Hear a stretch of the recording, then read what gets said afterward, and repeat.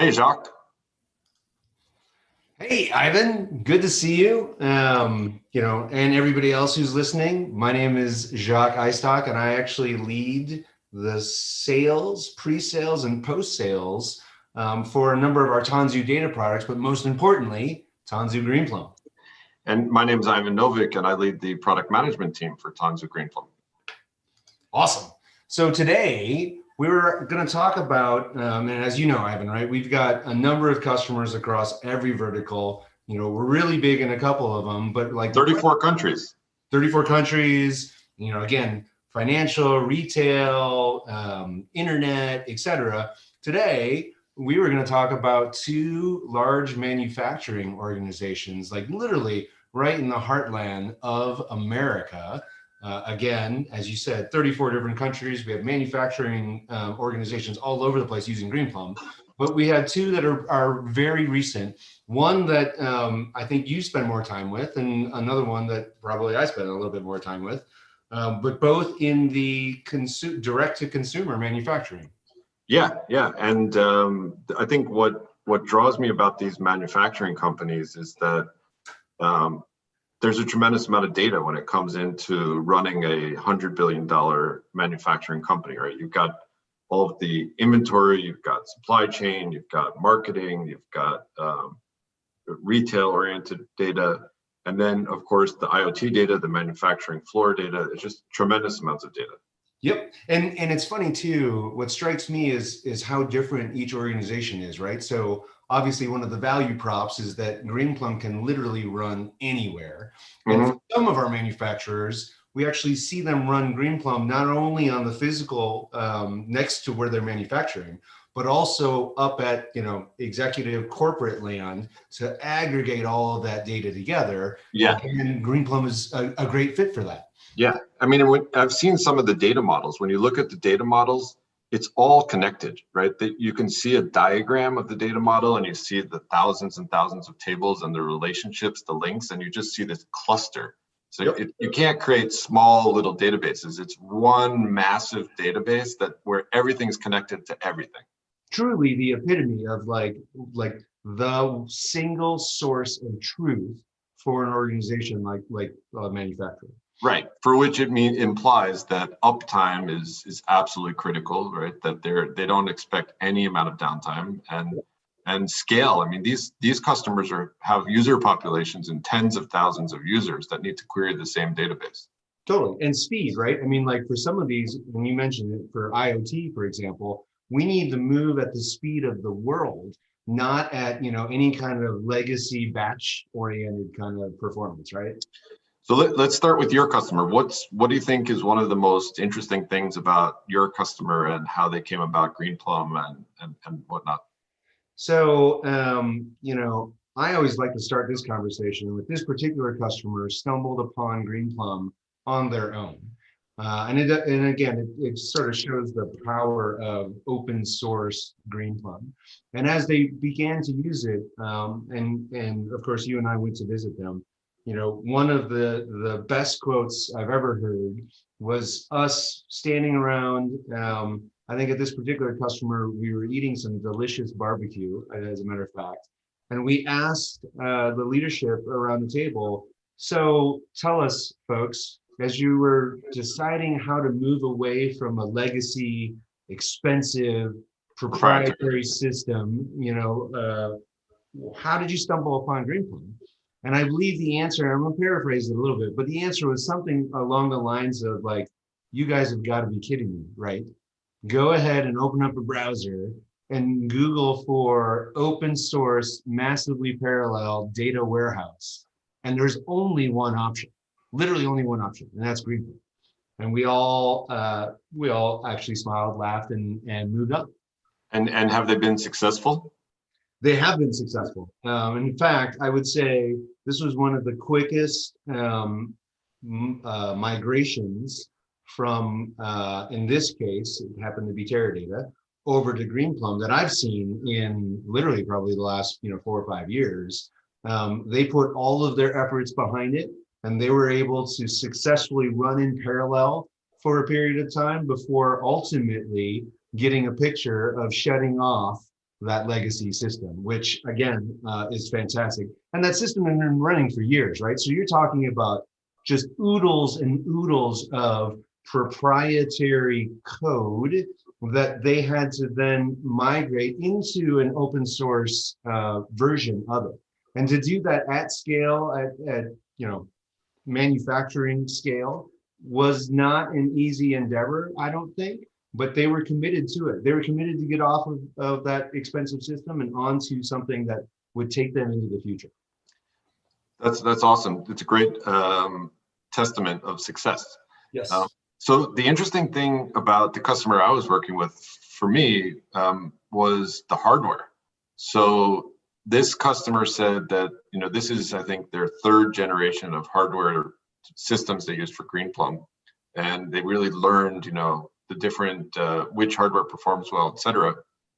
What they've got now is 56 servers. Each server has 4 socket CPUs, so 4 CPUs per server, for a total of 96 cores per server.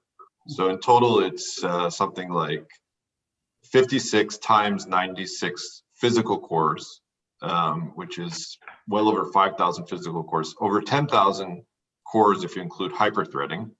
And then they have 1.5 terabytes of RAM per server times 56. So it's about 80 terabytes of RAM, and it's all connected by multi-100 gig networks. And then the storage is something like what's 12 times 56, so 600 yeah, 700 NVMe drives, non-volatile memory, plus 600 or 700 SSD. So it's just a monster system, and it's this kind of power can all be taken advantage of by the Greenplum engine, and to deliver these record-breaking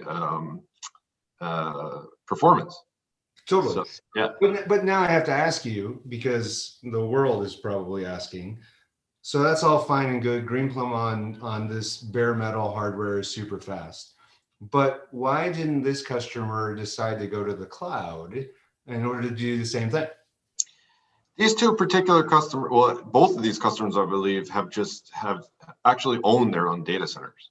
So these are massive scale corporations, and they could have done similar workloads in the cloud using Greenplum, but